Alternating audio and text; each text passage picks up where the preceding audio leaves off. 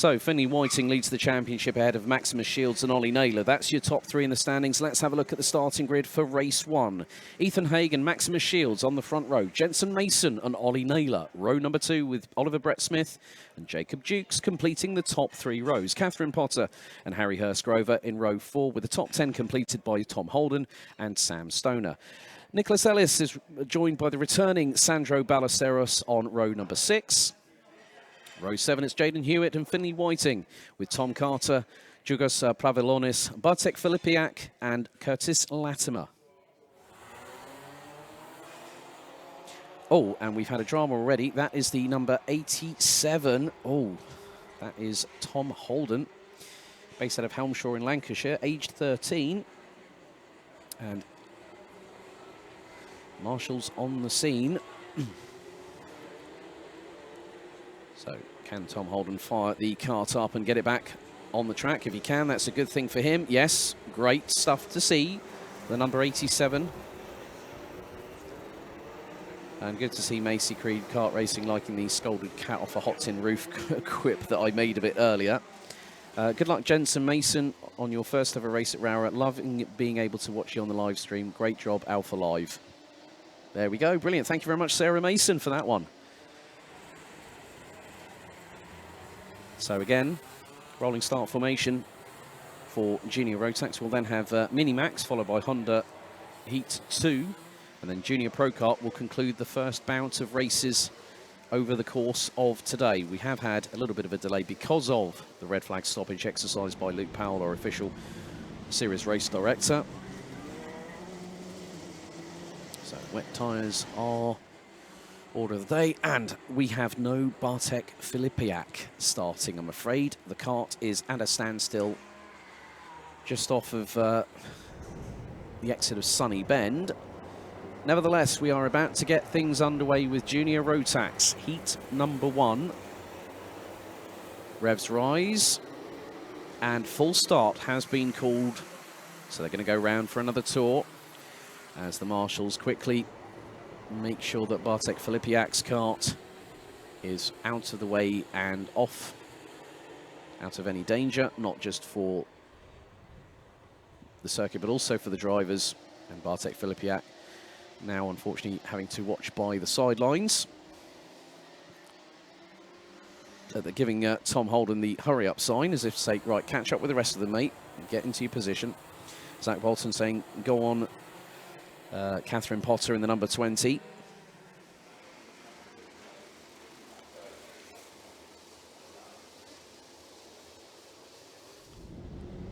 So drivers being told to slow down. They've got to get into the right formation. They have been told about tram lines as well this weekend.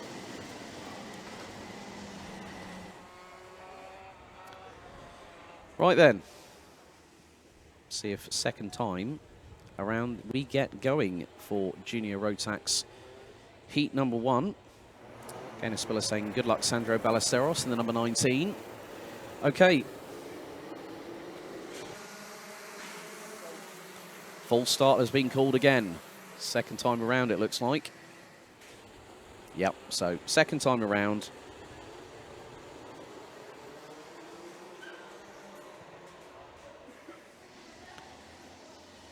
So I've just seen heading on to Sunny Bend, or towards St John's. The race director is heading his way there now. So there's going to be a little bit of instructional education for our Junior Rotax drivers. We do want to get the racing underway as quickly as humanly possible, but sometimes it doesn't always work out that way. So they are now slowing down to a crawl. So looking at the results, right, Honda Cadet Heat 1, the win was official as of Harris Ali winning by just over a second from James Fabricius and Larry Price.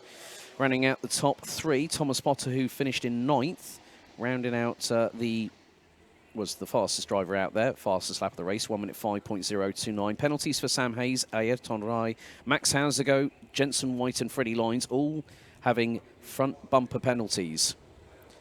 Right, let's see. Third time's a charm, maybe. Let's have a look.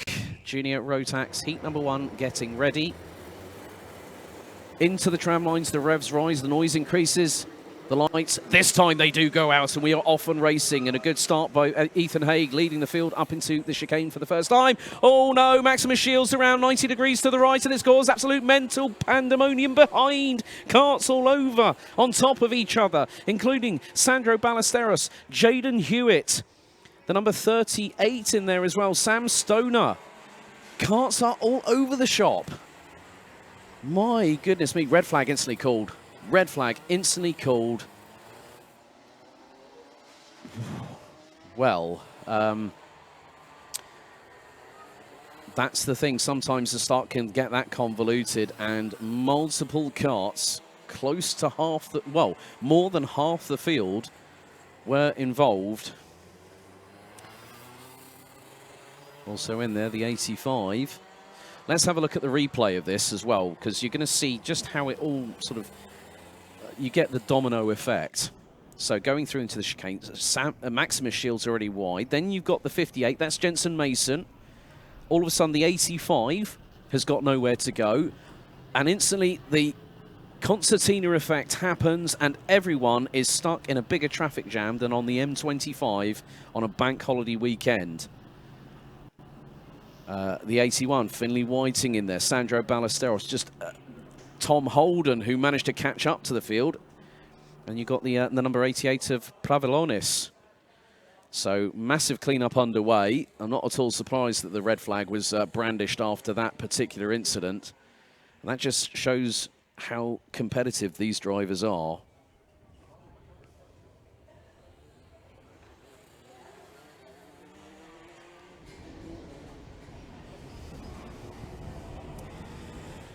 So some of the drivers might not be able to take any further part. I think the number 18, that is Jaden Hewitt.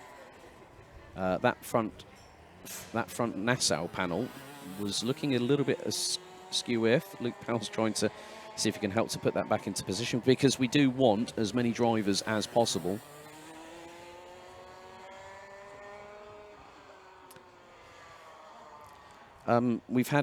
I think we've had more drama in the first 2.5 races than we've had in the first 2 and a bit rounds of the season. But that just goes to show how competitive these drivers are. The wet weather conditions caught out Maximus Shields. He was 90 degrees to the right, and then everyone else had to try and avoid. Good thing to see Jaden Hewitt now getting back underway. So they have stopped the carts. That is going to be at the far part of the circuit, so would have been just coming out of the Stuart S's, which is at the far part. So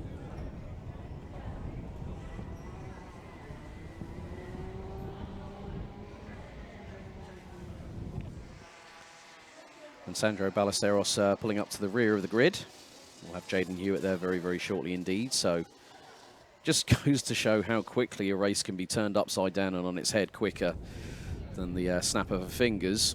So Jaden Hewitt has now joined the back end of the grid. So we did have 17 starters at the beginning of that race after Bartek Filipiak's number 8 kart unfortunately had a technical difficulty.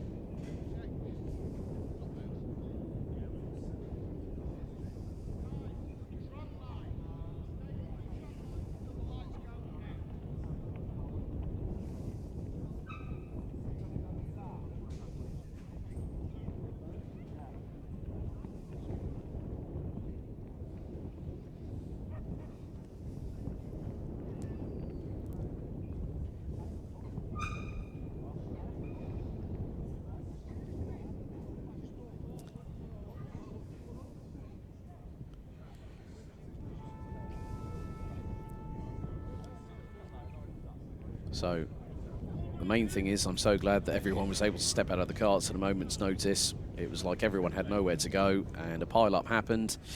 That's part and parcel of racing, I'm afraid.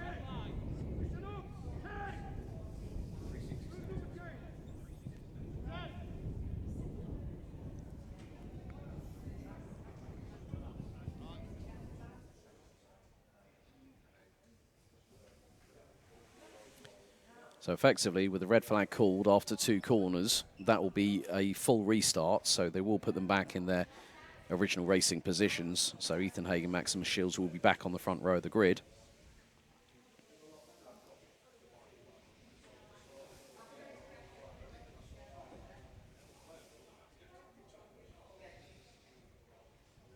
I'll keep you updated on any race results, if there have been any penalties issued, and what the confirmed results are post-heats as much as I can over the course of the day's events. So obviously we've got a further delay in the timetable.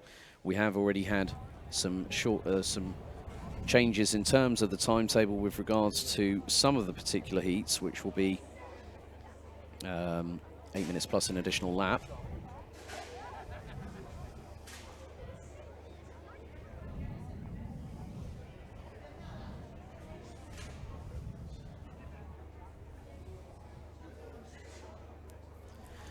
Good to see Motorsport Magpie. I know that. Hello, David Whitehouse. Good morning. Everyone okay? Just tuned in. Yeah, everyone's fine. Don't worry. Everyone's good. Might have their pride and ego a little bit battered and bruised after that one, but hey, that's what happens. You can't predict these things, especially in this kind of inclemental weather.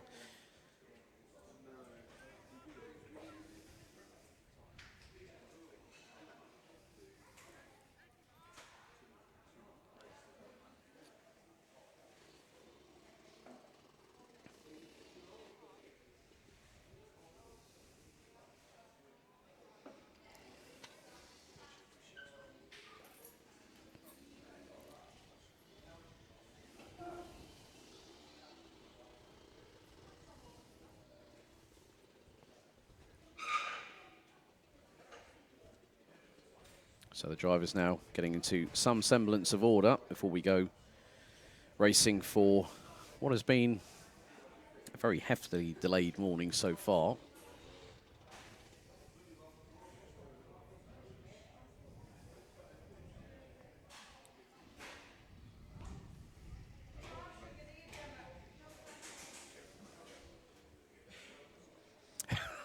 David White has said, "Oh, it's always been sunny when I've been at Rowrah."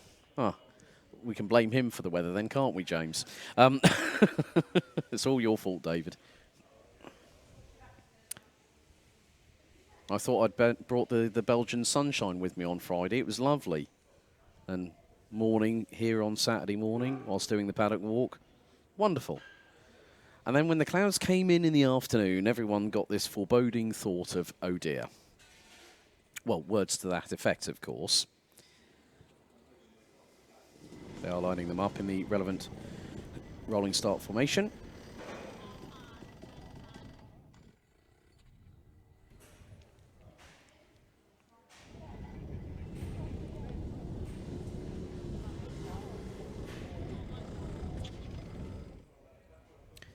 So there are the junior Rotax drivers, 17 out of the 18.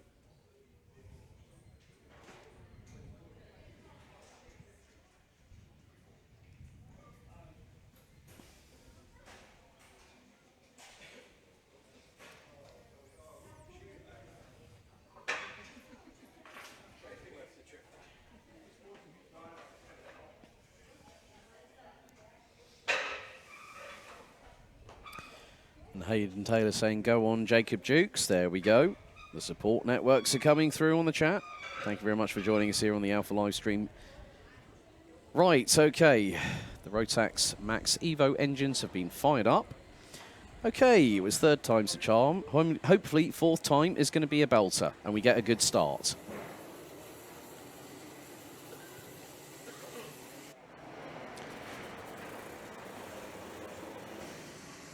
Oh, and we've had a drama for one of the drivers. That looks to be the 81 of Finley Whiting, possibly. And that driver looks to be getting out of the kart, so we're going to be down to 16 drivers, I'm afraid.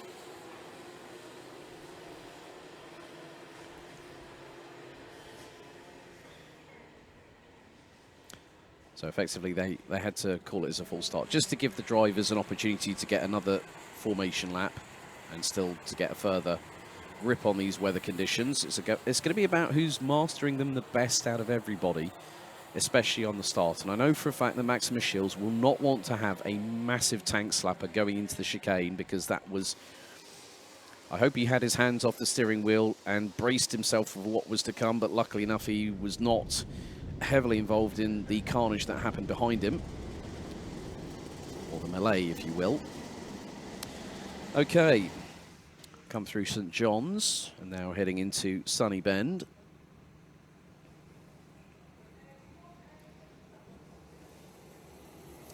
Red lights once again on the starting gantry here at Rowrah as we try to get underway for the 4th time of asking for Junior Rotax Heat 1. It's Ethan Haig and Maximus Shields on the front row. Into the tram lines they go. Revs rise this time. Lights are out. We're off and racing. As it's nearly 3 abreast going into the chicane for the first time. Nice and cleanly there from Maximus Shields as Jacob Jukes forces his way up into 4th position before they've even gotten out of the chicane. Brilliant work from the youngster from Nottingham. As now they head through into the infield for the very first time. That's through into McRae's. A lot of them are moving around a little bit. And Jacob Jukes now up into 3rd place ahead of the 85 of Ollie Naylor. And it's really getting close. Harry Hurstgrover in the mid-pack. Some great traction coming out of McRae's now, heading up in towards Iredale's. You can just see they're all scrabbling for traction. Tom Holden in there. The 88 of Pravilonis, amongst others, has made a few positions in the meantime. As they come through into Sunny Bend, out of St John's, through into Paddock Bend for the first time of asking 2x2 at some points, as Tom Carter's made a move through the inside. So Ethan Haig leads the way ahead of Maximus Shields. Jacob Jukes now up into P3. Jensen Mason, Ollie Naylor, Oliver Brett Smith, Tom Carter up to P7 ahead of Catherine Potter, Sam Stoner and Harry Hurstgrover round out the top 10. As they filter their way through into McRae's for the 2nd time of asking, some drivers using the wider line, including Carter, and keeps it pinned as it's 3 abreast through the likes of Pavilonis as someone's slowing to... Oh, no. Has Maximus Shields got an issue? Because he is tumbling down the order. Sandro Ballesteros has got through on the 181. That's Nicholas Ellis on the left-hand side, ever so briefly coming out of Iredale's, going through into the Stuart S's. This is going to get hairy, folks. Into the S's they go. Ethan Haig leading the way, but it's Jacob Jukes who's now up into 2nd position. And Jukes will start chasing. Jukes 13, runner-up in JKC last year. 8 minutes to go plus an additional lap. The landscape is changing because of the biggest drama for Maximus Shields in the 181. 7 minutes and 45 still to go. David Whitehouse saying, nah, stick them all on slicks. Are you crazy? In these weather conditions, I think bad enough that Maximus Shields had a massive drama in his own right. And he's currently sitting down in 11th position ahead of Jugas Pravilonis. Switchback attempt here on Holden. There's Shields up the inside. Neatly done by the 181. And now he's going after Harry Hurstgrover. That's the battle for 9th position on the road. Harry Hurstgrover trying to make it, not having to tippy-toe like he's on eggshells at the minute. But keeps ahead thus far. But at the front of the field, Ethan Haig is being reeled in by Jacob Jukes, who is putting in fastest laps of anybody. 59.033 from the number 34 from Nottingham. As up the inside of Harry Hurstgrover through Paddock Bend goes Maximus Shields. And that is going to be for 9th place. Sam Stoner up into 7th ahead of Catherine Potter. And Maximus Shields sets a personal best. Sandro Ballesteros and Zugas Pravilonis, the only 2 drivers yet to have a personal best on that particular tour, with Jacob Jukes setting the almightiest of lap times, 59.033. Tom Holden and Harry Hurstgrover battling away. That's for P10 on the road. As they go through Iredale's. As, Pravilonis round off of the curbs. Front right hit the inside curbing and span the number 88 round, I'm afraid. That's going to drop him down the order again. But Ethan Haig is keeping a consistent lead. It was 1.2 seconds last time round after lap number 3. Lap 4 completed. That gap is still at around about 1.1 seconds. And Ethan Haig has started responding to Jacob Jukes in terms of pace. Some other battles happening up and down the order. Tom Carter up into P3 ahead of Jensen Mason and the number 58. They make their way through McRae's and head down the short chute towards Iredale's. More drivers making their way through. Maximus Shields now closing on Sam Stoner for 7th position. Good comeback drive from the number 181, based out of Wetherby. last year's, well, he's the defending Pro Kart champion. His incident at one well earlier on this year didn't really help him with a right thumb that was broken. Oh, a little bit dicey there. Stoner sideways all over the place, trying to get past Maximus Shields for that position. But the 181 still ahead in 7th place at the moment. Jacob Jukes has gone sub 59 seconds, and he's got to within 8/10 of Ethan Haig. So the battle for the lead is closing in. Catherine Potter overtaken by Tom Holden going through the final corner at Paddock Bend. 4 minutes and 50 still to go. And Sandro Ballesteros is going to have to wait and watch by the sidelines. The number 19 out of the kart. The 15-year-old now running also in the Junior Saloon Car Championship, based out of Rochdale. As Holden trying to pull away from Potter. Sweeps wide into Iredales. There's Harry Hurstgrover being chased down by Nicholas Ellis in the number 7.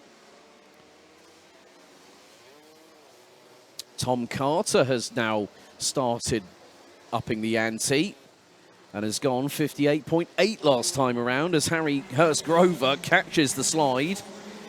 Going through the exit of the stewardesses and through into St John's before Sunny Bend.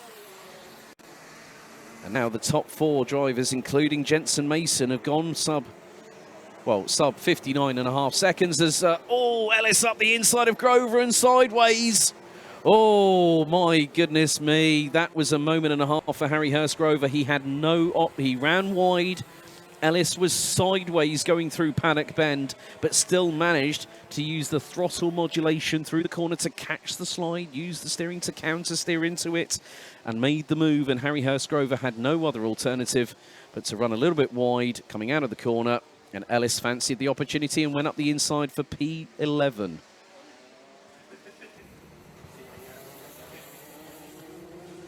But I'm keeping my eyes on the front of the field because Jacob Jukes has closed that gap once again. It was 7.7 of a second.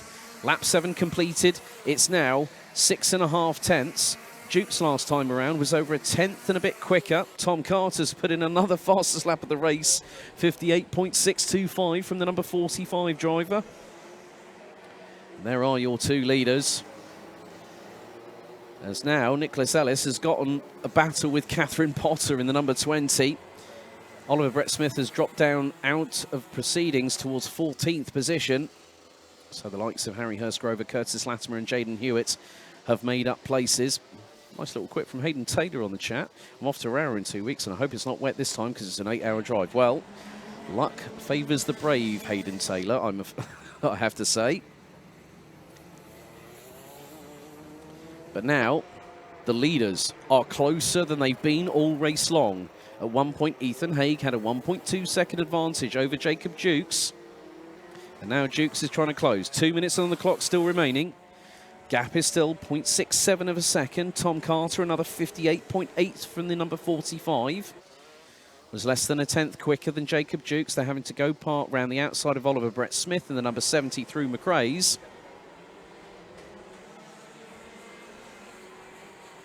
As Ethan Haig is just keeping eyeballs on stalks at the minute. Jukes is looking to strike whilst the iron's still hot.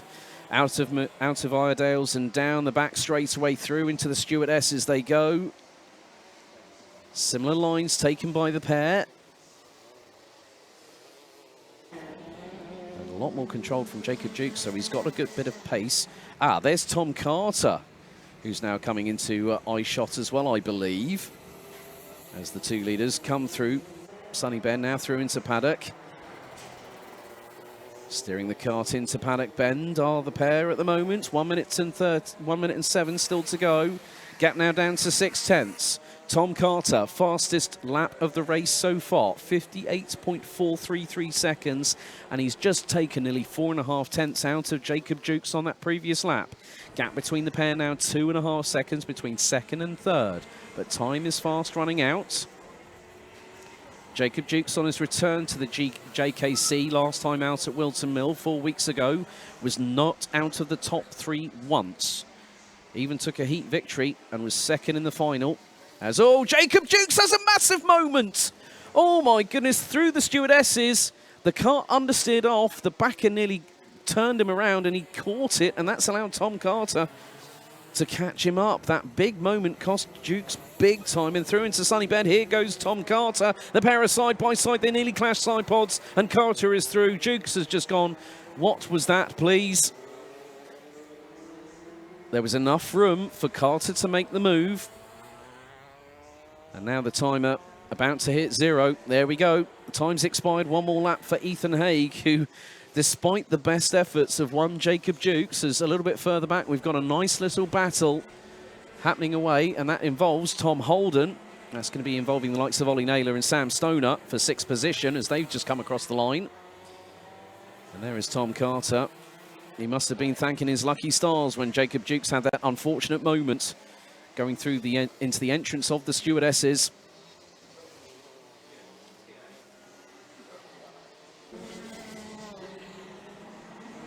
But Ethan Haig, next time around, oh, a little bit close there between Stoner and Naylor, and Stoner hooks it up on the inside of Iredale's and manages to get the traction down. So check it, well, I've got the last lap board showing and I see, oh, checkered flag has just gone out. Right, well I've got last lap was showing on the digi flag and I've got the checkered being waved on the start-finish straight, so to me, the timer had expired, so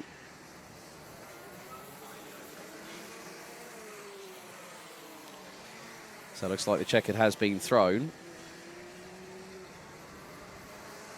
So the way things stand, as I now try and read the situation. So apparently that Ethan Haig was on course to win that race anyway. So, yeah, everyone's now pulling in. So checkered has been given. Ethan Haig wins the race by 2.7 seconds ahead of Tom Carter. A little bit of a moment for Jacob Dukes, cost him a potential victory, but also cost him second on the road to put him P3. Jensen Mason in 4th, ahead of Maximus Shields, who had a great recovery drive, despite dramas in the opening foray of the 4th restart that we had of the race, ahead of Sam Stoner. Ollie Naylor, Tom Holden rounds out the top 8, ahead of Nicholas Ellis. Catherine Potter completes the top 10, ahead of Jaden Hewitt. Harry Hurstgrover, Curtis Latimer, Jugos Pravelonis, Oliver Brett Smith, and Sandro Ballesteros. Unfortunately had to watch by the sidelines in the number 4, whereas the 81 of Finley Whiting did not manage to make it, and Bartek Filipiak had to watch everything unfold by the sidelines when his kart had a technical issue on the very first formation lap. So that concludes Junior Rotax, heat number 1.